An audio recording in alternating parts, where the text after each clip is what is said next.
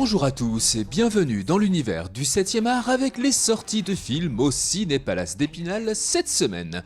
Et on commence tout de suite avec Godzilla x Kong, le nouvel empire, un film de science-fiction d'Adam Wingard avec Rebecca Hall, Brian Tyree Henry et Dan Stevens. La bataille légendaire continue, produit par Legendary Pictures, ce nouvel opus est la suite de Godzilla vs Kong.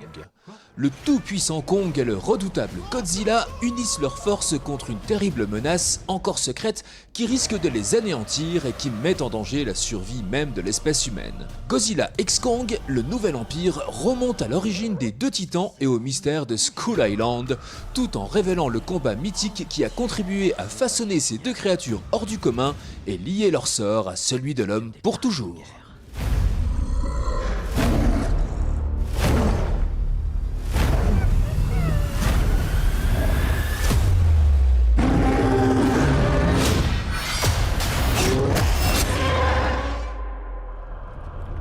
Mais c'est quoi ce truc?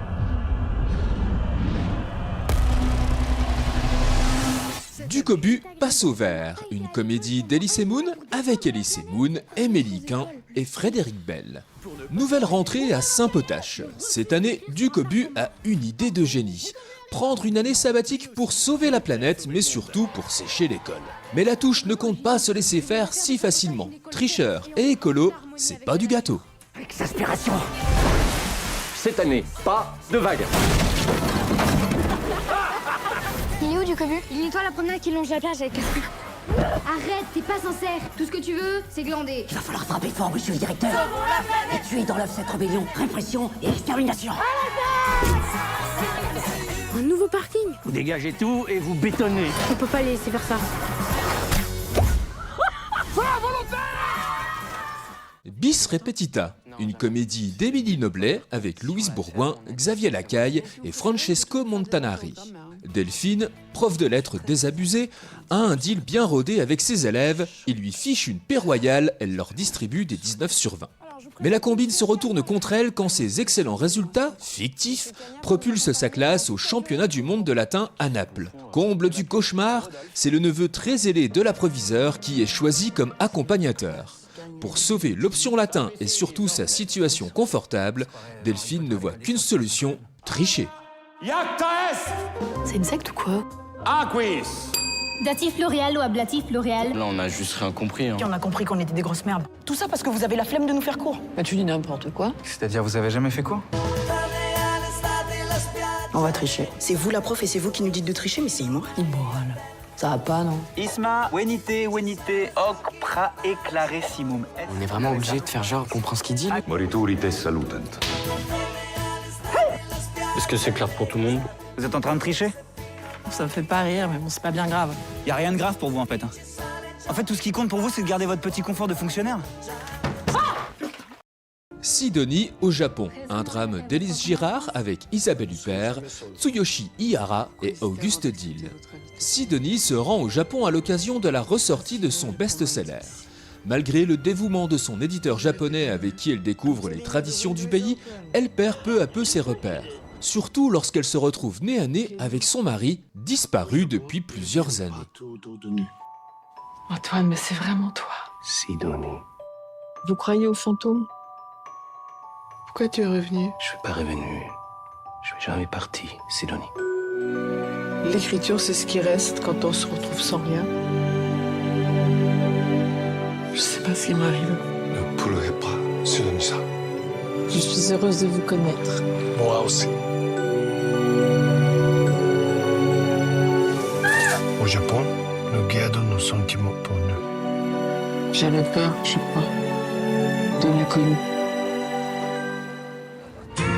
Je ne trouvais pas les mots qui correspondaient. Une famille, un documentaire de Christine Angot. L'écrivaine Christine Angot est invitée pour des raisons professionnelles à Strasbourg, où son père a vécu jusqu'à sa mort en 1999. C'est la ville où elle l'a rencontré pour la première fois à 13 ans et où il a commencé à la violer. Sa femme et ses enfants y vivent toujours. On s'est trompé, toi et moi, sur notre histoire. On s'est trompé sur ce qui nous unissait. Depuis le début, voilà. Elle m'a protégée. Inversion des rôles.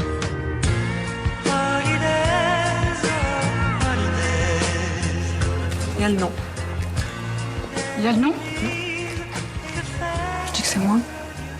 Je dis que c'est moi ou tu sonnes? Oui, bonjour, c'est Christine. Les Explorateurs, l'aventure fantastique, un film d'animation de Gonzalo Gutiérrez. Alfonso, Arthur et Victoria sont 3 explorateurs en quête de grande aventure. Mais difficile de faire les 400 coups dans une petite ville si paisible. Et s'ils se retrouvaient soudain avec d'improbables agents secrets à leur trousse? Et si une tempête magique risquait de dévaster leur maison? Et si des lapins zinzins, des dragons et des machines volantes étaient de la partie? En route pour une incroyable mission. Attention! Avec des agents secrets, des créatures magiques, un dragon et des lapins déjantés. Oh, je suis très inquiète pour les enfants. Je ne sais pas du tout où ils sont.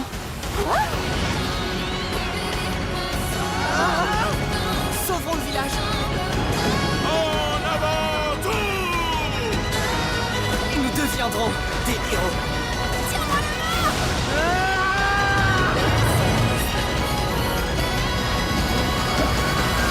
Les Explorateurs, l'aventure fantastique. Et enfin, dans la sélection Ciné Junior de la boîte à films, on vous propose Ma vache et moi, une comédie western de et avec Buster Keaton.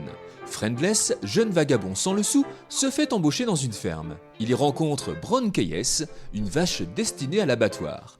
C'est le début de leurs aventures à travers l'Ouest américain.